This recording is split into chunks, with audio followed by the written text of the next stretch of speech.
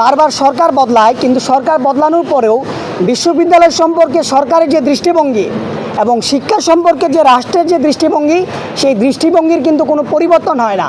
আমরা দেখছি স্বাধীনতার পর থেকে এই 55 বছর পার হয়ে যাওয়ার পরেও বারবার যে সরকাররা দেশ চালিয়েছে, যে সরকারগুলি ক্ষমতায় এসেছে, প্রত্যেক সরকার শিক্ষা খাতকে অবহেলার চোখে দেখেছে, শিক্ষা খাতকে গুরুত্ব দেয়নি, শিক্ষা খাতে পর্যাপ্ত বরাদ্দ দেয়নি। ইউনেস্কো সহ যে সকল প্রতিষ্ঠানগুলি শিক্ষা নিয়ে গবেষণা করে, তাদের পরামর্শ হচ্ছে, সুপারিশ হচ্ছে শিক্ষা খাতে ন্যূনতম জিডিপির 4 থেকে 6% বরাদ্দ দিতে হবে। কিন্তু আমরা দেখলাম কিছুদিন আগে আমাদের যে জাতীয় বাজেট হলো, সেই জাতীয় বাজেটে শিক্ষা খাতে বরাদ্দ দেওয়া হলো মাত্র 2%।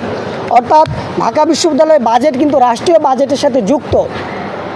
রাষ্ট্রীয় বাজেট যতটুকু দেওয়া হয় সেইটার ক্ষেত্রে শিক্ষা খাতে কম, এবং সেইখানে ঢাকা বিশ্ববিদ্যালয়কে খুবই অল্প পরিমাণ বরাদ্দ দেওয়া হয়।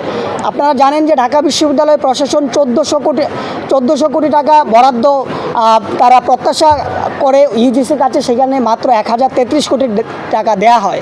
এই টাকাটা নিশ্চয়ই খুবই কম। দেখেন, একটা রাষ্ট্র কতটা উন্নত হবে, একটা রাষ্ট্র কতটা এগিয়ে যাবে, সেটা নির্ভর করে সেই রাষ্ট্রের শিক্ষা ব্যবস্থা কতটা উন্নত সেটার উপর।